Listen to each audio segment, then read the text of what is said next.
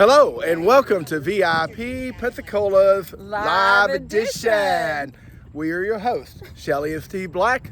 And we are in a July issue of VIP Pensacola magazine. And what better way to kick it off than with family, with friends, with fireworks? Happy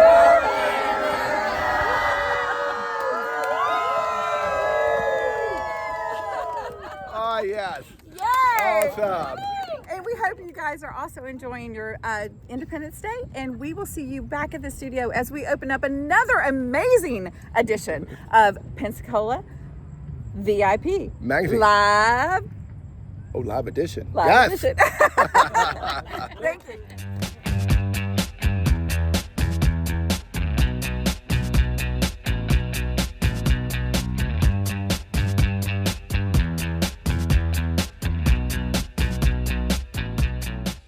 We're back. We are, and that was interesting. Yeah, the VIP Magazine, VIP Live Edition. Yeah, I know. We had to figure that one out together. It both works. It both worked, but it was a lot of fun. And thank you for everyone that was involved with us for July 4th. That was so much fun. That was a great event. We are. Yeah. We are back, and we are in July. And as we talked about, this is the new issue. And how beautiful is this? And Armed Forces issue. how appropriate is the Armed Forces issue, July, Independence Day. Yep. It all works out really nicely. And congratulations to these two people right here. What a lovely couple. This is, let's see, Diane and Admiral Jeffrey Shirkoff. I think you remembered it. Yes. I think that's great. I think that's the correct way to say that. He is actually the outgoing CETC commander at the Navy base, Navy base. And what an appropriate time to. Yep. Beautiful couple. It's a beautiful couple. And Shelley had to point out to me that look does, at all those. Does look at that everybody chest. see? Do you see what's happening here with these medals? Oh my gosh! I would say he's an overachiever. I think so. I would definitely say No, that. I hope he would be. He's in command of about 60,000 people. Wow. Yeah. Wow. Anyway, that's awesome, and Congratulations, you guys. What Yeah. a fabulous photo, and what an awesome couple. Yeah. Congratulations. No doubt. So, welcome to July. Welcome Armed to Forces July. issue. Absolutely. Well, so we always like to touch on what Verla is up to, our associate publisher. Yeah. And now she's headed off on her journey. She You have heard is. us speak to this Yeah. for a couple of months. She's headed to Asia to ride motorcycles in the Himalayas. Which Let's is just hope she makes it back. Absolutely crazy. She's been training for it and preparing for it. But anyway, we hope to start seeing some Facebook pictures, something we can share online, because it's going to have to be an awesome adventure. Yeah, she promised. Yeah. She promised she was going to share stuff. Be good. So, what does she have to say tonight? So, so she was clearly raised right. We know her pretty well. Mm-hmm. She starts out by talking about how she grew up. Her parents didn't just teach me to say thank you. They taught me to mean it, especially when it comes to the men and women in uniform. I love that. And this is an interesting perspective. I learned early that freedom isn't free. It's paid for in deployments, missed birthdays, and unwavering bravery.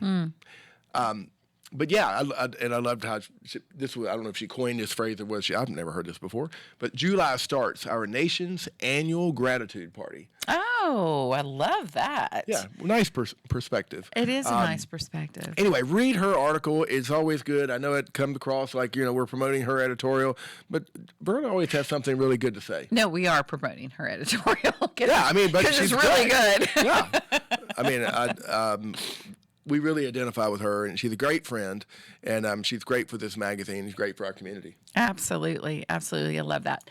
And as always, VIP Pensacola shows up to so many events. I mean, honestly, would you look at this month's issue? It's almost 100 pages. I mean, really? Yeah. 17 events this month. 17 events. If you showed up to any of these events mentioned, you may want to pick up this magazine, or you may want to check it out online at VIPPensacola.com, because you just may be in one of these pictures. These are the events that Pensacola VIP showed up at. The Junior League Sustainer Luncheon, the Watson Family Foundation Juneteenth Celebration, Life's a Dance Cast Party, Valerie's House Kitchen Reveal, Big Brothers, Big Sisters Scholarship Ceremony. I love the fact that there are so many different charitable organizations. The Pretty Kicks Sneaker Ball, Escambia County Contractors Connect, Burger Battle by the Bay. Why do I always get the harder words? I do that on purpose. Joint business after hours. The All Crew Ball, 11th Annual Craft Beer Festival, the NETC Change of Command Ceremony, which you will talk about a little bit later. Networking's a Breeze, Songwriters and Sunsets, that I will talk about a little bit later. Beach Ball Breakfast, the 17th Annual Brides Night Out, and Life's a Dance event, which we showcase many times, which is a wonderful organization and wonderful event. We won't be able to touch on that today, but please pick it up. There's some amazing pictures on this event and good friends of ours. Yes. Absolutely. Well, what caught my eye? The first Did thing I ask caught you my eye. that? Yeah, you were fixing to. Working ahead. The Watson Family Foundation Juneteenth celebration was held at the UWF Museum Plaza, honoring Black culture and bringing the community together on June 14th. So you and I were talking about this earlier, so what does Juneteenth mean? Well, you asked me, do you know what Juneteenth means? What I'm asking. And I said, I knew that it had to do with the abolishment of slavery, and I knew it had to do with Galveston, Texas. But that's pretty much, and I'm kind of sad to say that's pretty much what I knew about it. Yeah, so I think it's pretty cool the way it has progressed.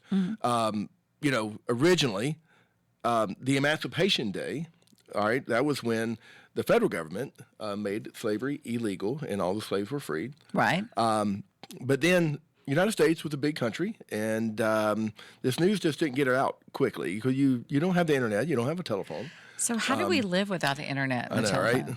So it wasn't until 2.5 years later. Wow. That a general rode into Galveston and announced it to Galveston that, hey, slavery's done. It's over with. And all of those slaves were set free. So this has become like the event celebrating the ending of slavery, because it makes total sense when you think about it. If part of your people are still enslaved and everybody else is free, you're still enslaved. You're still enslaved. Exactly. So this is kind of at the Independence Day. And I think it's really grown organically, and it's a really cool event. And the Watson family, we know Aaron and Kimberly. They're fantastic people and really, really support our community. They are fantastic people, and they do so much to help our community here locally. Wonderful, good-hearted, good-souled people. And kudos to them to actually bringing this out to the public, and not. It's also making sure that each generation understands, and they are a part of this, and they know about this. Yeah, so it didn't come a federal holiday to 2021. Oh, wow. So I think that's why it's kind of still fresh on everyone's mind. It was a day of service for a long time, and then 2021 is when it became a federal holiday.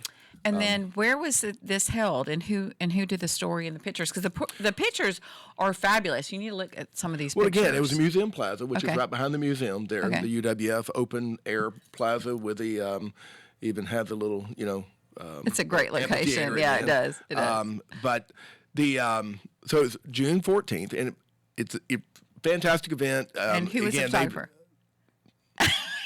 You're going back there again. You didn't say it. Patty Hall. Patty, sorry. Sorry, Patty. I tried it 3 times. But no, they also have been doing this for quite some time. The Watson family established a $1,000 scholarship to a minority student at the University of West Florida.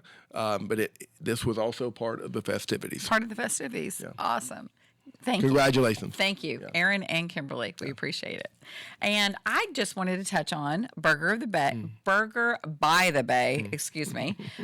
This story and photos was by Hannah Ovington. See, I got that right in the beginning? Yeah, okay. Burger Battle, by the way. I did say Burger Battle. This was held on June the 7th and at the Museum Plaza downtown Pensacola, and it's part of Rotary Club. This is one of those events that you and I have said that we want to go to that we've just never had a chance to go to. I don't know why, but yeah. I don't know why, because who doesn't love burgers? And congratulations to the winning team, Sonny's Barbecue. It sounded like a winning combo when he describes it. Yeah. Yeah, because wait for this, just hold it and listen. Does this not sound like the winning burger? Not only did they smoke the beef along with their barbecue, but then they added American cheese. They served it with garlic Parmesan aioli, and they covered it with brisket bacon jam. I'm sorry. You lost me at brisket bacon jam. Yeah. Oh, my gosh. Yeah. Of course you won. And I did a little research on the Rotary Club. So did you know? I didn't. That the Rotary Club of Pensacola was actually established on March the 9th, 1915. Wow. 1915. Can you believe that? Wait a minute. Yes. Yeah. This was the second Rotary Club in the state of Florida, and it's still held today. And how many are in Escambia County now? I'm so glad that you asked me that, Steve, because I do know the answer to that. There is 12 Rotary Clubs, just in case you don't know the answer. Yeah, I knew there were quite a number. I'm a member of the Downtown Rotary Club. Yes, you are. And I often hear about the others, but I didn't know there were 12. That's a lot. In Escambia County, there's 12 Rotary Clubs. So Rotary does a lot of good. They do. Serving the community and building business leaders and such. But 12 in our county, that's a lot of good. That's a lot of good going on. That is a lot of good. Yeah, kudos to them, absolutely. And we have to touch base. I have to put my glasses on because I can't see the little words. Songwriters and Sunset. Yay! Yeah. So this is one of the events that we got to attend. And, you see the Songwriters events. You see those displayed a few times a year. We really didn't know a whole lot about Frank Brown and the International Songwriters Festival. Right. Yeah. We were actually invited by Miss Peggy Butler, and it was one of the most... It was warm, friendly, intimate, up close and personal. One of the best events that we've gone to. It was held at the Vinyl Music Hall, and we had Blake Rushing did the food. Shout out to Blake really quick. All of it was amazing, but those bologna sandwiches, oh my gosh. They were flying out of there. Yeah. I'm trying to get him to make them. Can you please message me how to make those bologna sandwiches? I know it sounds simple, but they were amazing, right? Yeah, simple goodness. Yeah. Simple goodness. Yeah. But there was 3 songwriters. There was Chris DeStefano, if I said that right, Joe Knight, and Brett James. And between the 3 of them, they had 60 number 1 hits. Number 1. I mean, you could understand 60, still be an amazing number, hits, period. But 60 number 1 hits between 3 young men. Young men. It's like, what in the heck? And some of the people that they wrote for, Carrie Underwood, Andy Grimmer, Kenny Chesney. Yeah. I can't even remember all of them. Many more. And we love listening to the stories. The stories are fabulous. But we both, after we left that event, we were like, how do we find out more about the Frank Brown International Foundation for Music and the Songwriters Festival? And then we started thinking, and we absolutely do know somebody that could help us with that. And we also knew exactly where to find her. Hello. Today we are at the iconic Floribama Lounge in beautiful Perdido Key. And we are here to interview Miss Peggy Butler and Andy Haynes, the director of the Frank Brown Foundation for Music. And most of you will recognize Peggy Butler's name, as she has been in the music industry most of her life, or part of it, Yes. right? She was married to the late Larry Butler. Larry Butler is a two-time country music CMA award winner, a two-time Grammy award winner. Yes. He was a author, he was a songwriter, and he was a producer. That's right. He had an independent producing company that produced some of the biggest names in the music industry, like Kenny Rogers, Kenny Rogers, Johnny Cash. Crystal Gale, Yes. and Donnie Donnie West. West, Yeah. just to name a few. Yeah, that's just to name a few. And the collaboration with Kenny Rogers, they produced some amazing #1 hits. The Gambler She Believes in Me, and Howard of the County, Howard of the County. And of course our favorite, You Picked a Fine Time to Leave Me, Lucille. Ooh, bad. Sorry about that. Our debut. Yeah. I'm sure we will get calls. Yeah, but if you please just continue to stay with us, we are going to sit down with Miss Peggy Butler and Andy Haynes, and we're going to talk more about Frank Brown, the foundation, as well as an event that we got to attend that Pensacola, VIP yeah. featured in this month's issue of VIP Pensacola magazine. Right. So stay tuned, and we will be right back with our interview. Welcome back. We are now sitting down with Andy. Andy Haynes, he is the director of the Frank Brown Foundation for Music. Correct. And Peggy Butler. And Miss Peggy Butler, as we all know. Hi, guys. Hey, so tell us, we were at one of the best events that we have ever been at. We were entertained by 3 incredibly talented songwriters. Thanks to Peggy for the invite. Yeah. So tell us a little bit about that, and then Well, we were able, through the Frank Brown Foundation for Music, to start a fund at UWF about 11 years ago. Okay. The first show was at the Pensacola Theater with a gentleman named Don Slitz, who wrote The Gambler, which my husband produced, so it was a perfect.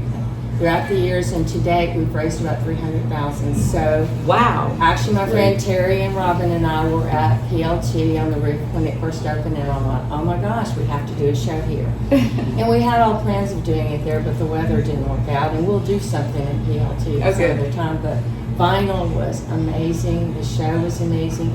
I'm so glad y'all came, because also we're trying to educate people about what we're doing, not just asking them for money. We want them to give us the money because they believe in what we're doing. Mike Papantonio, Terry Levin, the Bear family have been amazing to us throughout the And years. that's exactly true. We were not familiar with the Frank Brown. We just assumed songwriters, there's, songwriters, what does that even mean? Is that an association? I didn't even know What it was a actually charitable going on, yeah. organization until recently when you and I sat down. So, and I know our viewers don't either. So can you tell us, Mr. Haynes? Well, the festival started in 1984, and by Joe Gilchrist, who was one of the owners of the Floribama. And as I said to you guys before, Dean Dillon, one of the icons of the songwriting end of the music business, has said many times that no man has ever done more for songwriters than Joe did. Wow. So it was started to shine a spotlight on the unsung heroes of the music business. And from that it evolved into the Frank Brown Foundation for Music, the 501c3. We want to recognize the songwriters, and that's part of our mission, but a very, very important part of our mission is to have a positive impact on young people in our area and even beyond. And so one of the things that took place was when Peggy lost Larry, unfortunately, 2012 and 2015, she established this fund at the University of West Florida, which she's already alluded to the fact that we have raised now $300,000 for it. Incredible. But we give scholarship funding to individuals in both Baldwin County, Alabama, and Escambia County, Florida, every year. We've just established, and I haven't even shared this with you, but at the University of South Alabama in Jimmy Bucket's name, we've just set up a scholarship fund. At Tuskegee University, we set up a fund in Lionel Richie's name. Oh, wow. And at Wow. Jacksonville State University, we just established a fund in Jamie Johnson's name, a great Fantastic. songwriter who you may not know. But so it's real important, and I know it's important to Peggy. Number one, keeping Larry's name alive, but to be doing something in the community, to not just a lot of people think about the Songwriters Festival as an 11-day party at the Floribama. It is far, far more than that, you know. This aspect of it, the doing for the community, is very, very important to me personally. Well, obviously. Yeah. And it's been around for now how long? Well, this is our 41st year. We're the oldest Songwriters Festival in the United States. Wow. You know, and I think that we're proud, humbly so, but we're really, really proud that now that there's a Songwriters Festival on every corner, just about every weekend. And songwriters are much more dependent upon performances now than they used to be. They used to get a lot of royalties. That stream of income is dissipated, has changed. Well, for a number of reasons, but they're out and performing and getting paid to do so. And we're just we're pleased that we've played a part in that coming to pass. Well, kind of changed with the industry. The industry changed. Exactly. It changed with it. That's exactly. And gave them a platform. You know, that's good. That they otherwise may not have. So you guys do multiple events, one event? I mean, how does this work? Well, every year in November, people laughingly say that this area becomes Nashville South. We'll have this year. I've just finished pretty much lining up the songwriters for this year. We'll have about 200 songwriters Wow. over the 11-day period, and you know, every night in the main room adjacent to where we are right now, there'll be top-notch songwriters, Grammy Award-winning songwriters, Country Music Hall of Fame and Songwriter Hall of Fame members, as well as up-and-comers. We try to introduce and encourage new folks as well, but there'll be a great deal of entertainment here, but not just here at the Floribama. We'll be in 24 venues throughout the area Because over the 11 that days. was my next question. Is it just held here, or can we in Pensacola expect to see any of these songwriters over there too? We will have all the way from up to Silver Hill, Alabama, down through Gulf Shores, across through Orange Beach, across Perdido Key, and into Pensacola. Yeah. There'll be 24. Now, where do we find a list of where this is going to be? I'm glad you asked. FrankBrownSongwriters.com. The information is not up yet. It'll be closer to the actual dates before it will be, but we're working on that right now, the schedule and the list of venues and everything. And so, you know, you can go in any direction, any of those 11 nights, and a number of directions on all of those nights, and find great entertainment. And the beauty of it is it's all real personal and intimate. And that's what I liked about it too. Yeah, and we were amazed at the one that we went to in Pensacola. I mean, it was intimate. You were right there, and I love the stories. They would sit there and It's tell so special, stories yeah. and just kind of pick around on their guitar. You're just like, this is special. And it's oftentimes, you know, life stories that led to the song, and it really is there, as I said, there's a lot of songwriter festivals around the country. I've been frequently to the one in Key West, and who doesn't have a good time in Key West? Right. However, I love the fact that ours remains in an intimate setting and everything. It's a little bit more commercial and a little bit more wide open down there. And like this room adjacent to us, we turn it into a listening room during the festival. And so for those people that are familiar with Floribama but not the Songwriters Festival, it's a complete turnaround, because we demand respect for the songwriter. Oh, good. I like that. And songwriters will tell you that this is their favorite place to play. Yeah. You know, gosh, we've had, like Peggy said, all the icons, certainly the last half of the 20th century have been here. Mac Davis, God rest his soul, his last public performance was here. And when we set, I was going to introduce him on stage, okay? And his manager told me to have him play for an hour, okay? So I leaned over when we were up there on the stage, and I said, Mac, I said, the guy told me that you want to play for an hour. He looked at me and said, what hits do you want me to cut out? and so I just laughed. I said, you play as long as you want to. And he played an hour and 45 minutes that night, and had the time of his life, just enjoyed himself so And you know much. that people watching enjoyed themselves more because, I mean, again, who has a chance? Yeah, exactly. Well, songwriters appreciate being appreciated. And that was part of, like, when I would get my friends like Matt Davis to come, that was part of the sale too, because it's not just the audience feel the magic, they feel the magic from that stage, because it is right there.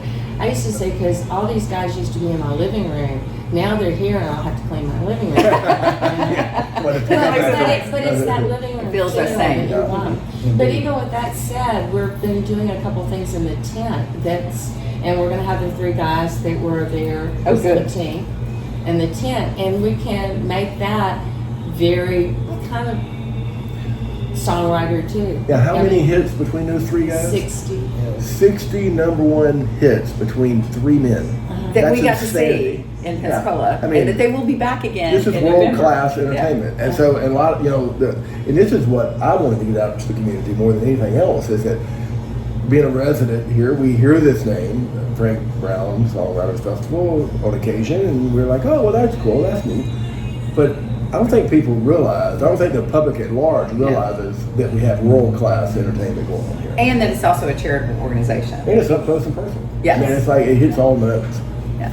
Well, thanks for helping us get our message out. Well, absolutely. Did you want to touch on the Larry Butler Memorial Fund while we're here? Because that's something that we didn't know anything about either. Actually, it's just for what's the name of the music school? I always forget that. UWF? I'm No, sorry, I know, I can't remember, but I will, Yeah. if I may, I'll tell you this. Yeah. That both the president of the university, as well as the head of the music department, have relayed to us the fact that these have been, we provided opportunities for these students to have transformational experiences. Mm-hmm. We've sent them all over. The fund has sent them all over the world to music competitions and things of that nature. So, That's good. It's provided music lessons to underprivileged kids. Wow. There have been improvements to the music studios out there at the campus. It's done a world of good. We've seen a really good impact from the money. We really haven't. I think travel is very important, and the fact that these students got to go to Ireland, they've got to go to different places for competition and travel. That's life-changing for them. It Oh, very yeah. And much things so. that Yeah, parents trajectory can't afford. changes. Exactly. Mm-hmm. And I mean, they're rarely surviving and sending their children to college. So, these extra things. You guys are doing a lot of good, and you're very appreciated, and we're very appreciated because we actually get to enjoy this on the other side of the stage. Y'all are behind it, we're in front of it. We love that. But I want to thank you both for coming here, for taking the time to sit down with us, and we will have to have you back again to hear more about the Larry Butler Memorial Fund and Larry's contribution that he has had to the music industry, because I've heard a little bit, and it's just amazing. Great stories, great history that you have. And but we have got to get back to VIP Studio because we have lots more events that we have to cover. So stay tuned and meet us back at the studio. See you shortly. Bye-bye. And thank you, Peggy and Andy, for sitting down with us. This was our first time that we've ever done something like this. Yes. Yeah. Well, it was fun. It was fun. And I'd be remiss if we did not drop back real quick at the Vinyl Music Hall that night. They raised $85,000. Yes. Yes. So that's awesome. Yeah, it is. Yeah. It is. Congratulations to you guys. And there's going to be another, obviously we know that there's going to be another event coming up in November. So stay tuned for that. Yeah. So the next event would be. Oh, you're going to touch on the Command and Change. Yeah, so which another one of those ones we didn't know a whole lot about. Yeah, yeah. See how much you learn with VIP Pensacola magazine? I mean, come on. Yeah, so NETC, Change of Command Ceremony, that is Naval Education and Training Command. So they have, a long-standing tradition of having a ceremony when this takes place. And it's a great time to highlight just what goes on in our little corner of the world. Yeah. So, he's got 60,000 people under him between 60 cadets coming through, the people that are there to train. Good grief. There was several things. So typically when you reach that level, you're in command for 24 months. Sometimes it's a year. But when your command is up, you hand it off to the next guy who is very prepared for it. But right now, and he brought up the fact that there are 49,000 sailors in training Good. Wow. right now. It's the highest since 9/11. Wow. So right now there's a big resurgence of patriotism in America. That's really, really good to hear. So there's 24,000 personnel that are helping train these kids at 600 training sites around the globe. Wow. And so this is all starts. I mean, this is where it happens. And it is the U.S. Navy's largest shore command. That's pretty cool. That is really cool. So who's the first? Who took his place though? Greg Huffman. Okay. Which apparently they were friends. The outgoing guy and then the incoming guy have served a lot together around the world. But Greg Huffman, will be the 22nd commanding officer for this program. So anyway, congratulations to all involved. We have this massive other community going on out at NAS that most of us know little about. I grew up here, and I don't know enough about it. Unless you've been in the military, a lot of you don't. Well, that's what I said. I mean, there's so much that you learn through this magazine with the charitable organizations and the community organizations that they put out here, and a lot of us don't know anything about this. Yeah. So. Or very little. Yes. Or very little. Yes. Yes. Which also, not just events do you find in this magazine, but this month there is a business profile and to stay with the same theme on the armed forces. Yeah, a veteran. A veteran here. This business profile is on Covenant Cookie Creations. And this couple, he is a retired United States Air Force after 25 years of service. And him and his wife, Michelle and Brian Pavlich, started the Covenant Cookie Creations. And I absolutely loved reading about them. So their whole concept is to design your own creation. These cookies are absolutely beautiful. They're kind of printed, right? They're printed. Yeah. So that's a different animal. Yeah. So they've got a printer that's printing the design. It's printing you come up and with. you can put Custom like, designs. yeah, your face on there, your company logo, whatever you want to put on there, and she can help you. But the Covenant Creations name comes from their core of faith, which is the Christ, the cross, and the church, and their unwavering pillars that not only guide their lives but also shape every single creation that comes out of their kitchen. So I thought that was really sweet and really I love this couple and I love everything that they have to say. It's I'm sure you will be using them in the future. It's a 2-page article. I definitely will. And just a matter of fact, they are going to be at the Blue Angels where the vendors are selling their cookies at that time. So if anybody tries out their cookies, please contact us or leave us a message on the YouTube channel because we would love to hear and see the picture of the cookie that you chose. There you go. There you go. Very cool. Yeah. So I am Pensacola. We can't leave without that. Yeah. So this month it is Steve Wilmer. And I know you love this guy. Well, his name's Steve. He's got to be a great guy, right? He's got to be a great guy. So no, he born and raised here. And his wife also born and raised here, and he was in the Marines. She served in the Navy.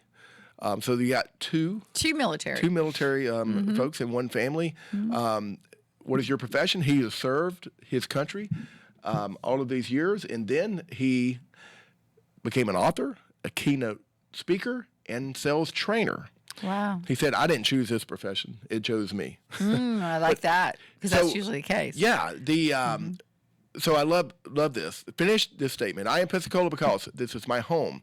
I was born right here in the projects, graduated from Pensacola High, served my country, returned home to serve my community as both a police officer and later as an insurance agent. It was here that I honed my skills as a speaker, and today I am proud to serve as the president of my own company. Wow, that's strong. From the projects to the president, right here in Pensacola, Hoorah! Hoorah. I tell you what, that's a fine man. Yeah, I mean that's fantastic. Yeah. I know his family's proud. He should be proud. Steve, hats off to you. You are Pensacola. Yeah, congratulations. You are I am Pensacola. All right. So, nope, I want to touch on one more thing before we head out. Congratulations, first of all, for the Best in Pensacola winners. Yes. Oh, yeah. We'd be remiss if we didn't talk about that. Absolutely. It's over. It is over, and there's tons of categories. Please pick up this magazine and look at all the amazing winners and all the different categories. And also, thank you to all of the readers that voted, because this is not a fake thing. This is literally It's chosen people by the public. Yeah. voting.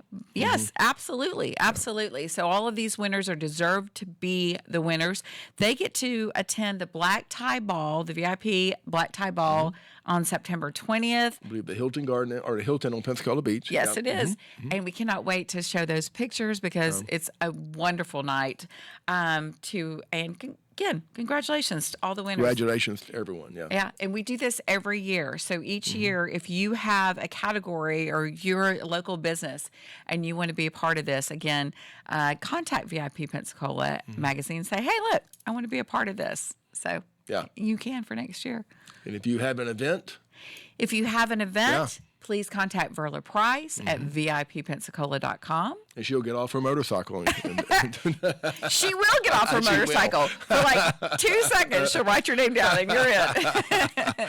And if you also would like to advertise, as we do, in this amazing magazine to thousands of people here locally, again, contact Verla Price at VIPPensacola.com. And I think we're done. I think that does it. I think that July. does it for July. July is out. And we will be back for the August issue. See what's in store next. Absolutely. All right. Have a safe and wonderful July. Bye-bye.